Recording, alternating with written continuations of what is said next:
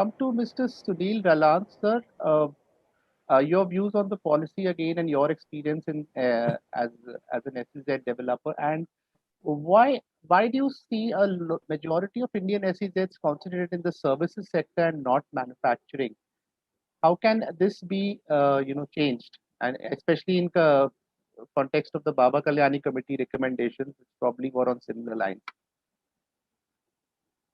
Thank you, TPCI, for inviting me to this online event.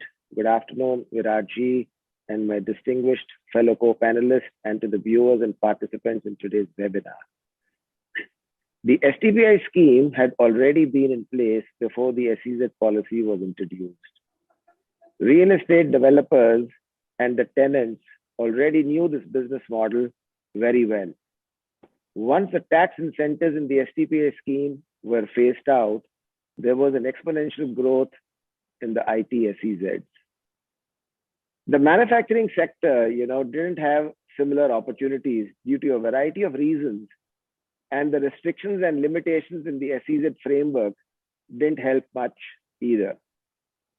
However, now there's winds of change in the world with the ongoing trade war and the global pandemic. Several manufacturing units are seeking to relocate outside China.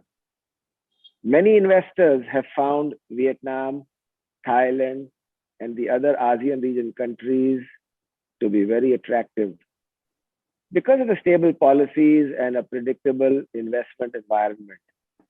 India also has now been able to attract a few manufacturing units with our recent PLI scheme. These factories are primarily seeking to cater to the Indian domestic market. Manufacturing units find themselves in India setting up discrete factories for DTA and exports in order to comply with the duty exemption schemes and the tax refund mechanisms. SEZs, have the potential of becoming very attractive for these relocating units if only we could enable them to seamlessly supply both to the DTA and the global markets.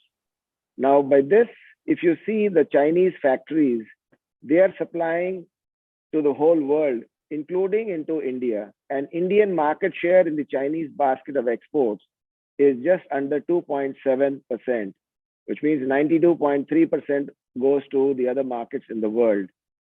Now, when these factories are looking to relocate into India, they want to be able to complete supplies to the whole world. And there is a way forward for this. We have several learnings from the manufacturer and other operations in warehouse regulation scheme, referred to as the MOVER 2019 scheme. There is an urgent need in the SEZs to delink the SEZ fiscal incentives from export obligation. This has already been challenged in the WTO by a number of Indian trading partners, where India has already lost the case. The MOVER scheme provides upfront remissions of duties and taxes and is delinked from an export obligation. Products, we have seen which are manufactured in the SEZ unit and supplied to DTA are subject to tariff on the entire value of the finished product, including the local value addition. There have been several instances where products were imported from ASEAN region countries with whom we have a FTA at much lower tariffs than what is supplied from the SEZ units. SEZ units must be charged to tariff only on the duty foregone principle, as is the practice in the MOVER scheme. The next change where we seek SEZs to be facilitated is permitting job work by SEZs for the DTA, which is permissible under the MOVER scheme. Now, let me explain to you a classical situation of a job work by taking the live example of a German company which manufactures state-of-the-art gearboxes in Coimbatore for use in windmills in India and overseas. The German company is required to provide after-sales service to all its Indian customers, including those who were supplied from its Chinese factory. The Indian SEZ unit is, however, permitted to provide after sales service only for those gearboxes which were supplied from their Coimbatore factories. All the other gearboxes supplied from China continue to be sent back to China for servicing, despite the Indian unit having state of the art machinery and adequate capacity. Needless to say, this makes the entire process highly inefficient and expensive. And above all, the German parent company can't relocate lock, stock, and barrel to India, even if they are prepared to do so.